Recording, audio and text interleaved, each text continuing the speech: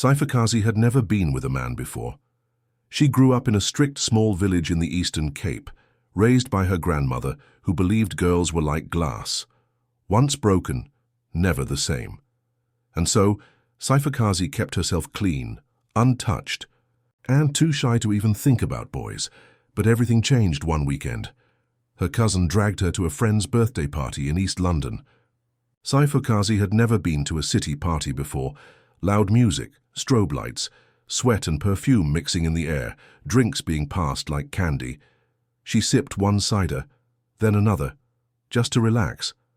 That's when she saw him, tall, smooth, skin like roasted coffee, eyes that could talk without speaking. He wasn't even trying to get attention, but somehow all the girls looked at him. Except he only looked at her. They didn't talk much that night, just danced. Close. His hands were respectful but firm. His voice, when he leaned in, made her stomach turn soft. She didn't plan to go home with him, but somehow she woke up in a flat that wasn't hers, shirtless, confused, his scent still on her skin. Her dress on the floor. The space between her thighs ached in a way she'd never felt before, and he was gone. No name, no number. Just a memory of his face and the feeling of shame climbing all over her body like ants. Saifakazi cried silently, all the way back to the village. She didn't tell anyone, not even her cousin. She told herself it was a mistake, a drunk, silly accident, that he was probably just a guy she'd never see again. Months passed. Then came the family meeting. Her mother, who lived in Johannesburg, returned home with big news. A family friend, someone powerful and wealthy, had asked for Saifakazi's hand in marriage. He had seen a picture of her and was smitten, her mother said, proud. Like she won the lottery. The man's name was Cabello. She hated the idea. How could she marry a stranger? But her grandmother insisted. Do you want to die poor? This man has money. He's serious. He's not like these useless boys here. With tears in her eyes, Saifakazi agreed, quietly, obediently. The lobola was paid fast. Clothes were bought. A ring slid onto her finger, before she even got used to the idea of being someone's wife. And then came the traditional engagement ceremony. That's when she saw him again, standing there, next to the priest, dressed in gold and white, smiling. Like nothing had ever happened between them, it was him, the man from the party, the one who disappeared after taking her virginity. Only now, he wasn't just some random guy, he was Cabello, her groom.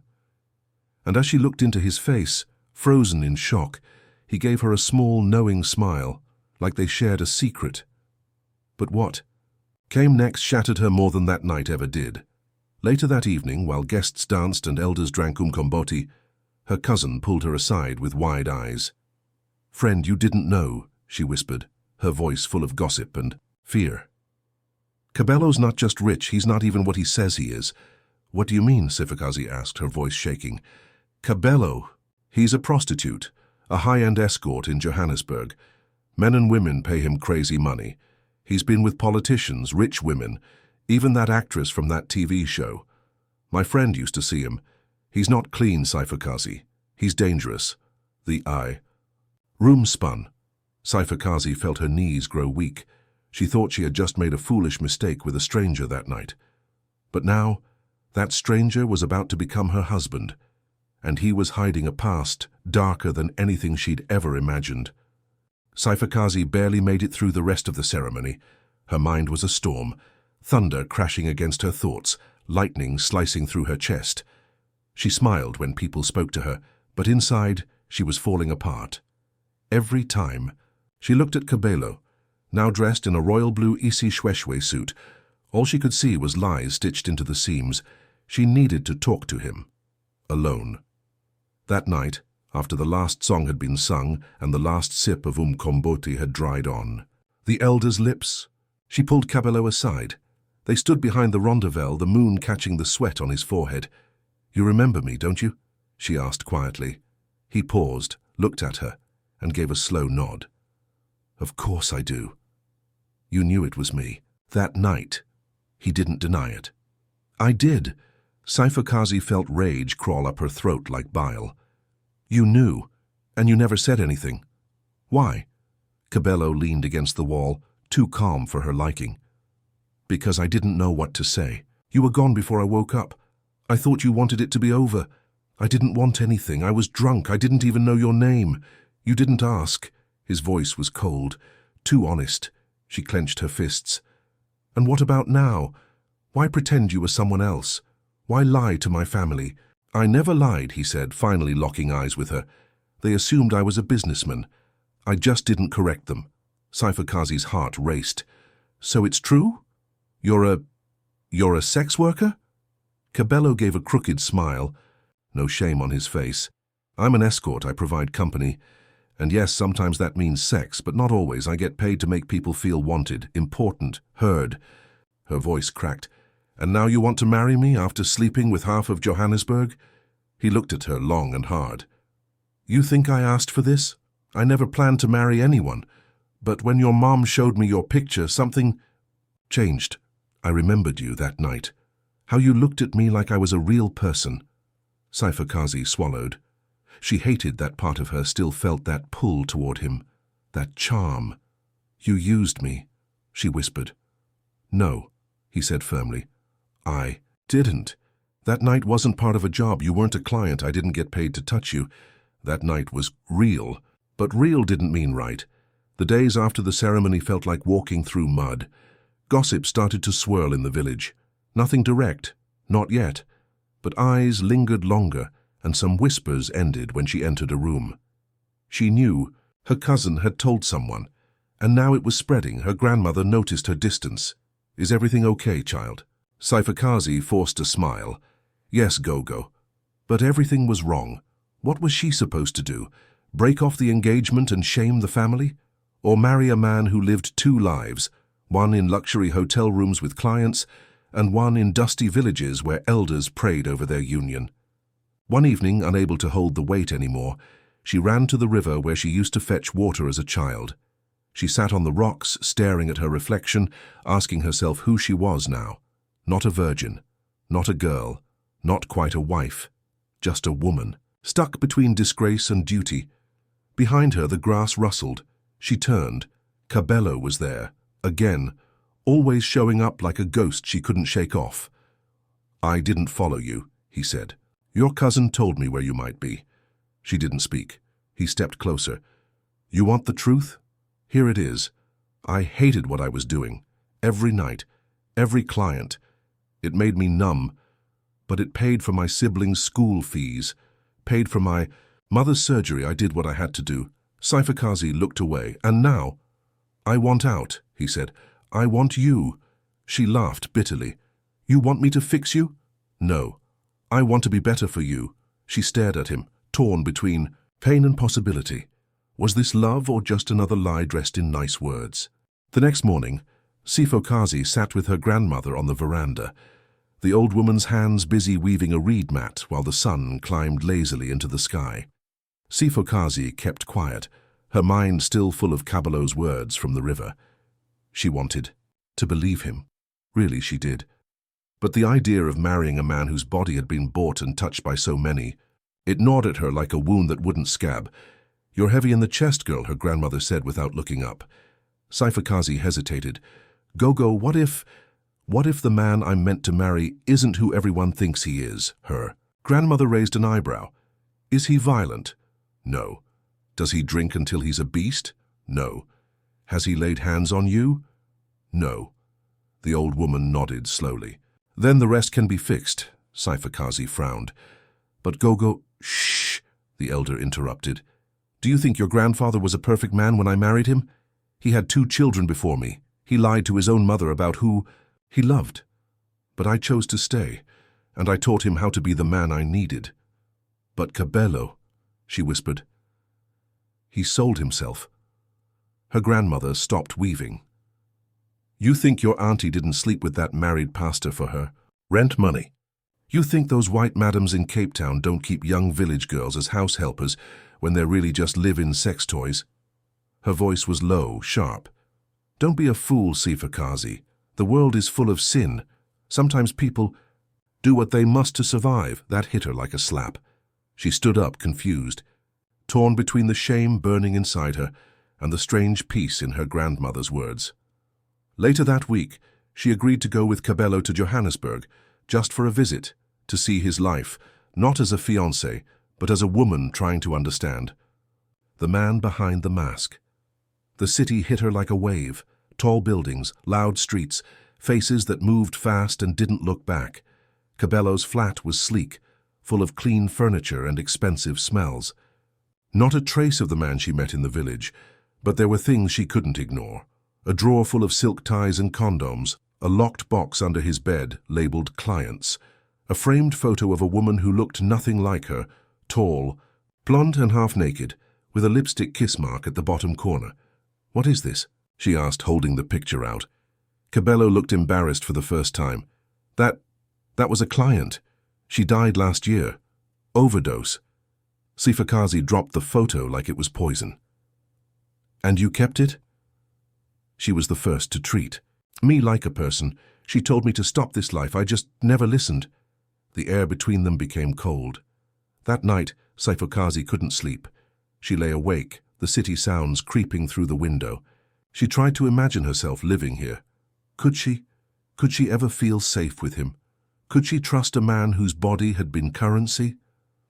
In the morning, she wandered into the living room and found Cabello on the balcony, shirtless, smoking a cigarette. "I'll stop," he said without turning around. "See if that's what you want. I'll shut it all down, today." She hesitated. "Why now?" "Because no one's ever looked at me the way you do. Like I could still be something more than what I've done." Sifakazi stepped outside, the cold wind brushing against her arms. She stood beside him, quiet, watching the smoke curl into the sky. "I don't want a perfect man," she said. "But I won't marry a lie." Cabello looked at her, eyes full of something rare. Not charm, not seduction, hope. "I'll prove it," he said, and for the first time she didn't flinch when he reached for her hand, but somewhere far in her gut she still felt it, that small knot of fear that maybe some sins never stop bleeding, no matter how much you try to cover them. 3 weeks after their return from Johannesburg, everything started to crumble. Sifakazi had gone back to her village to think, to breathe, to hide from the pressure of wedding planning. Cabello had promised he was done with escorting, said. He was deleting contacts, cutting ties and looking for legitimate business ventures. But Sifakazi hadn't asked for proof. She wanted to trust him. She should have asked for proof. It started with a message, an anonymous WhatsApp number sent. Her screenshots. One showed Cabello shirtless in a hotel suite, holding a glass of wine with a woman draped across his lap. Another showed a text chat. "Same time next week, babe. R5000 for overnight XOXO. The last one? A receipt. Dated just 5 days ago. Sifakazi's heart dropped into her stomach. She didn't respond. She didn't scream. She packed a small bag and caught a taxi back to Johannesburg without telling anyone. She didn't even warn him she was coming. If he was still lying, she wanted to catch him in the act. When she arrived at his flat, the receptionist gave her a weird look. "He's upstairs," she said. "But you didn't book the usual time?" "What do you mean?" Sifakazi asked, already feeling heat rising in her cheeks. The woman blinked, realizing too late that she'd said too much. Sifakazi pushed past her and took the lift to the top floor. Her hands were shaking. Her heart thudded like a drum. She didn't knock, she just opened the door, and there he was, in a robe, glass in hand, talking to a woman who looked barely older than her, wearing a silk dress and red heels still. Dangling from her fingers, they both turned. Silence. "Sifakazi," Cabello said, stepping back. "It's not what it looks like." But it was. The wine. The scent. The lipstick. "The same disgusting déjà vu. I trusted you," she said, voice trembling. "You swore you were done. I am. She came here by herself. She's a client, yes, but I told her I was out. She just wouldn't listen." The woman scoffed. "Out? You didn't seem so out when you begged me to come last week. Told me you missed how I touched you." Cabello's eyes flared. "She's lying." Sifakazi couldn't breathe. She turned and walked out before he could follow. Down the stairs, into the street, into the noise of taxis and shouting vendors and choking exhaust fumes. She cried on. The sidewalk, people walking past like she was invisible. Her whole body felt like it had been split down the middle. That night, she checked into a cheap lodge and turned off her phone. She stared at the ceiling and thought about how fast love can rot. He made her feel special once. Now he just made her feel stupid. The next morning, she turned on her phone and saw 37 missed calls. None from her family, all from Cabello. Then came, the voice notes. The first was quiet, apologetic, full of "I swear it wasn't what it looked like." The second was panicked. "Please talk to me, Sifakazi, I messed up, please." The third broke her. "You want the truth? You want it all? Fine, I never stopped. Not really, but not because I didn't want to, because I didn't know how to live without it. It's all I've known for the last 5 years. Sex for money, pleasure for silence. I became good at it. Too good. And I told myself I'd quit, but every time I got close, some rich hand pulled me back in." She wanted to delete it, but she listened. To the end. "I didn't lie because I wanted to hurt you. I lied because I was afraid you'd see me the way the world does. A body, not a man, just something to use and then forget." He sounded broken, but so was she. Later that night, there was a knock on her door. It wasn't Cabello. It was her cousin. Eyes wide, voice shaking. "Sifakazi, you need to come back to the village right now." "Why?" "It's Gogo." She collapsed. She's not waking up. The world stopped spinning. Cabello, the lies, the heartbreak, all of it faded into the background. She threw her things into a bag and ran, because now she might lose the only person who ever told her how to survive the ugly truth of love. The taxi ride back to the village was the longest journey of Sifakazi's life. Her body was in motion, but her mind was stuck somewhere between dread and guilt. She stared blankly out the window as the scenery changed from city skyline to wide, open grasslands. Each tree they passed whispered the same horrible thought: "What if I'm too late?"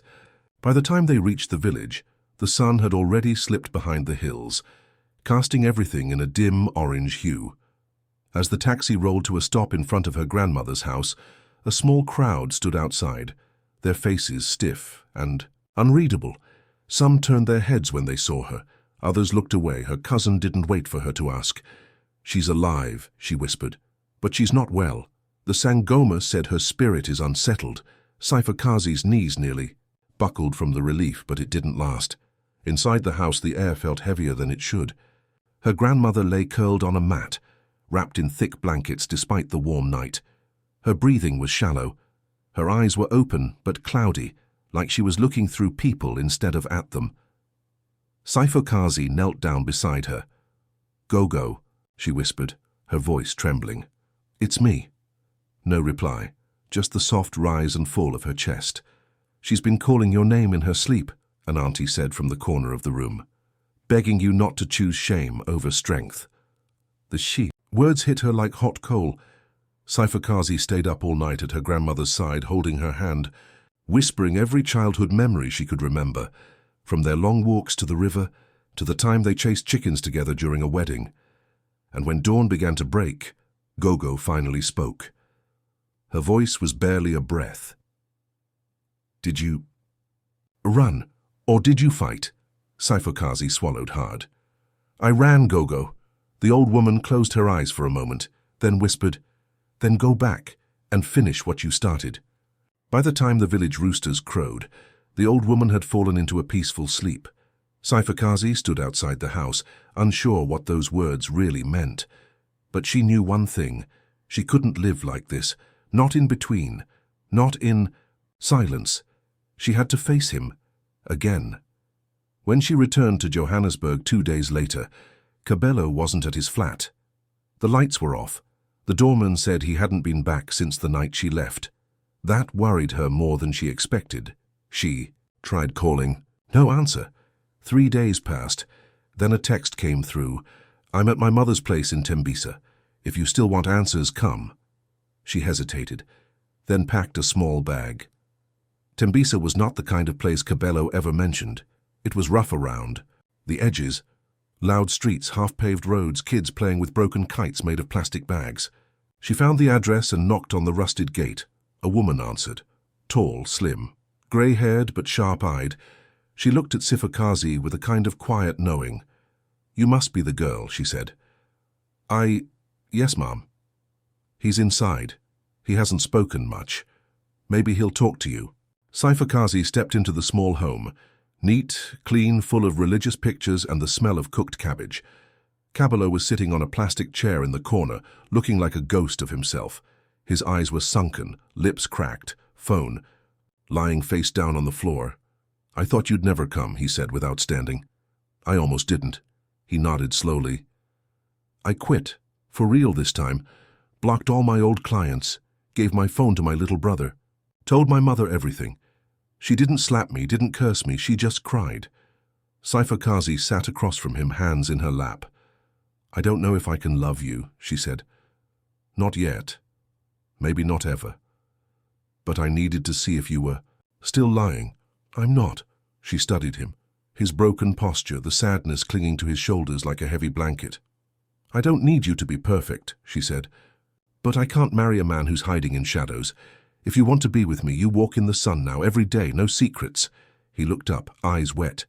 "I want to try," he whispered, "if you'll have me." She didn't say yes. But she didn't say no either. Instead, she reached for his hand, not as a lover, not as a wife, but as a woman who was willing to see the truth, no matter how ugly it was. And for the first time, Cabello didn't flinch from being seen. The day they returned to the village together was not warm. People didn't say much to their faces. They just stared. Silent judgment hung in the air like thick smoke. Aunties whispered behind their duck-covered heads. Uncles gave cold, half-hearted greetings. Children, always braver, pointed at Cabello and giggled, thinking no one was listening. "Isn't that the guy who sleeps with rich women? The one from the phone pictures?" Saifakazi heard it all. Her grandmother was better now, though weak. She smiled when she saw Cabello walk in, but her eyes were sharp. She wasn't smiling for him. She was smiling for what she saw in her granddaughter. Strength. "Sit," Gogo said, motioning to the mat. "Both of you." They sat like students in front of a stern teacher. "You know the whole village thinks you're a fool," she said to Saifakazi, blunt as always. "You bring shame into my house, and now you return with the shame walking next to you, smiling." Saifakazi didn't flinch. "Let them talk." Cabello remained quiet. Gogo turned to him. "You're not the first man to live a dirty life, boy. But you might be the first who came back to answer for it. That tells me something." He nodded slowly, still not speaking. "But," she continued, "you must understand. People will not forget. They will not welcome you with open arms. They will wait. Watch. Hope you fail. Because people don't believe men like you can change." Cabello looked up. "Then I'll prove them wrong." The old woman gave a dry laugh. "We'll see." Outside, the news of Cabello's presence spread fast. By sundown, neighbors were gathering like flies around gossip. Saifakazi walked to the local shop and felt the burn of every stare. Some women she'd known since childhood refused to greet her. "She must be desperate," one muttered loudly. "Disgusting," another spat. "After all her grandmother did for her. Even the pastor's wife stopped her at the gate." "We will pray for you, child. The devil wears perfume these days." That night, her uncle called a family meeting. He stood in the yard with arms crossed and pride bubbling like spoiled milk. "This marriage will not happen under my roof," he said, loud for everyone to hear. "We are not desperate. We are not fools." Saifakazi stood beside Cabello and didn't blink. "You think your daughter's never been touched by a man with secrets?" she asked. "At least mine was honest." "You shame us," he shouted. "You shame your grandmother." "No," Gogo said from her chair, voice firm. "She honors me. She stood in truth when everyone else hid behind masks." The crowd fell quiet. The uncle fumed, but Gogo had spoken, and in this village her word still held weight. Cabello didn't speak the entire time, until they were alone. "I don't deserve this," he whispered. "No," Saifakazi replied. "You don't. But I'm not giving you this for free. You earn it, every single day." Over the next week, Cabello stayed in the village. No more fancy clothes, no sunglasses or designer watches. He helped old men fix roofs, helped Gogo carry water, cleaned the cattle pens without being asked. People watched, waited, judged. But slowly, something shifted. A few kids stopped running away when they saw him. A neighbor offered him a cup of tea. Even the church ladies, though still suspicious, no longer. Looked like they wanted to burn him alive. Then one afternoon, as the sun hung low over the hills, Cabello called Sifakazi to the river, the same place where it had all begun again between them. He knelt down in the water, holding a small hand-carved ring. "This time," he said, voice raw, "I ask you with nothing to hide, no secrets, just me. Will you marry me? Not out of duty, not out of fear, but because maybe, just maybe, we're worth a second chance?" Sifakazi stared at the man before her, the man who had broken her heart, and the man who had slowly, with scars and all, started to rebuild it. "Yes," she said softly, not because he was perfect, but because he was finally real. The wedding was nothing like the fairy tale Sifakazi used to imagine as a little girl. There were no doves flying in the sky, no expensive white dress flown in from the city, no dancing until midnight under golden lights. Instead, there was tension, thick and tight, woven into the air like thread. Still, she wore a beautiful brown and cream chosa gown, stitched by the local seamstress. Her grandmother blessed it with traditional herbs and prayers. Cabello wore a simple suit, no flashy. Gold, no fake designer shoes, and just clean, neat and honest. The ceremony was held at the community hall. Not everyone came. Some chairs were left empty on purpose, certain relatives refusing to attend, claiming they had standards. But the ones who mattered were there. Her grandmother, her cousin, who'd stood by her through everything. A few old women who remembered that every saint had a past, and every sinner had a future. As the music played and the drums echoed through the village air, Cabello stood in front of the crowd, holding her hand with shaking fingers. When the time came for vows, he didn't speak like a man who had rehearsed. He spoke like a man who had bled. "I have done things I'm not proud of," he said. "I've lived a life that made people turn their faces. I sold my body, yes. I slept in cold hotel rooms and smiled when I wanted to cry. But I'm not standing here to ask for forgiveness. I'm standing here because one woman saw something in me when I couldn't see it in myself. She gave me the chance to stop pretending, and for the rest of my life I will earn the love she gave freely." There were no cheers, no applause, just silence. And then slowly her grandmother nodded from her chair. That was all the approval needed. When it was Sifakazi's turn, she took a deep breath. "I was raised to fear shame more than anything. But shame taught me to lie to myself. I let silence become safety. But I've learned that love isn't safe. It's wild and messy and painful. Cabello broke me once, but he came back to build something better. Not perfect, but true. They kissed beneath a sky that didn't care about their past.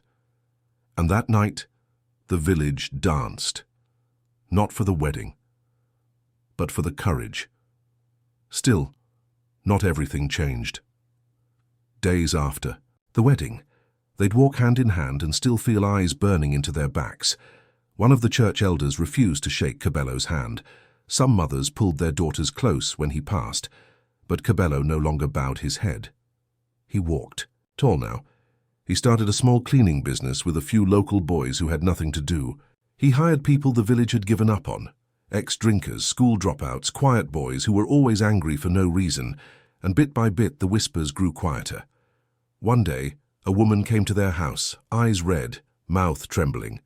"My daughter," she said, "she was taken by a man in the city, same as what you used to be. Please, can you help me get her back?"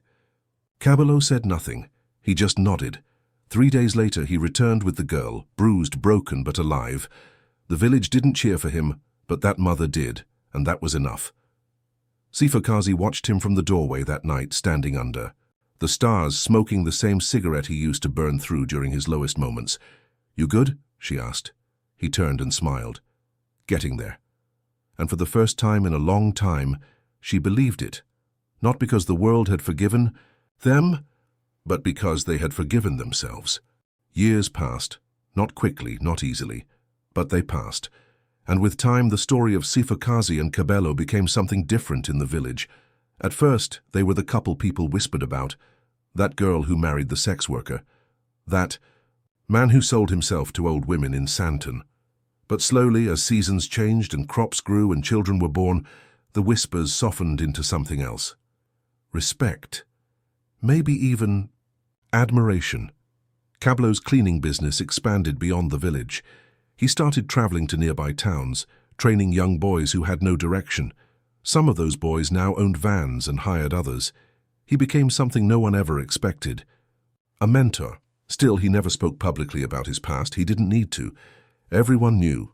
And he didn't run from it anymore. Saifakazi went back to school, part-time, while running a small sewing co-op with her cousin. They made school uniforms, traditional dresses, and church garments. Soon, women were traveling from different villages, just to have her measure them. They never became rich, not in money, but in dignity and legacy. They were wealthy beyond measure. Their first child, a daughter, was born 2 years after the wedding. They named her Kanyisa, to bring light. And oh, she did. She looked just like her father. Same deep brown skin, same watchful eyes. But she had her mother's stubbornness. Even at 5 years old, she questioned everything. One day, while sitting under the shade tree near the house, Kanyisa crawled into her father's lap and asked, "Daddy, why do some people look at you funny when we go to the shop?" Cabello paused. He glanced at Sifokazi, who gave him a soft nod. This was his truth to share. He cleared his throat. "Because long before I met your mummy, I made choices that weren't very good. I did things that made people uncomfortable. And even though I changed, some people only remember what I used to be." Kanyisa looked confused. "Like what things?" He smiled gently. "Things I'll explain when you're older. But what's important is that I'm not that person anymore. And you? You're proof of that." She leaned into him, thoughtful. In that curious, innocent way children have. "Mommy said love is brave," she said. "Is that why you married her?" Cabello looked at his wife. She was sitting nearby, sewing a tear in a neighbor's dress. She looked up and smiled at him like she had the first time. "Before the lies, before the storm." "Yeah," he whispered, "because she loved me even when I didn't know how to love myself." Kanyisa nodded like she understood. Maybe she did. That night, Sifokazi stood in the doorway, watching Cabello put their daughter to bed. He read a silly book with animal sounds, doing the voices all wrong, making her giggle uncontrollably. And something in Sifokazi shifted, not regret, not doubt, but peace. Because everything they had survived, the shame, the betrayal, the judgment, had not destroyed them. It had carved them into something real, into something unshakable. Years later, when their daughter left for university in Cape Town, the village threw a celebration. Not just for her, but for what her parents had built. People danced. Elders gave speeches. Even the pastor's wife, the one who once said the devil wears perfume, came with a gift basket and hugged Cabello like a long-lost brother. And afterward, as the music faded and the stars came out, Cabello and Sifokazi sat on the same river rock where so much had begun. She leaned into him, her head on his shoulder. "Would you change anything?" she asked. He took a deep breath. "No," he said, "because everything that broke me led me to you." She smiled, eyes full of tears. "Then I guess the shame was worth it." "No," he whispered, kissing her forehead. "The love was." And in that moment, in that quiet, unremarkable village under the African sky, two imperfect souls sat wrapped in each other, stronger than they'd ever been, not because life had spared them pain, but because they survived it, together,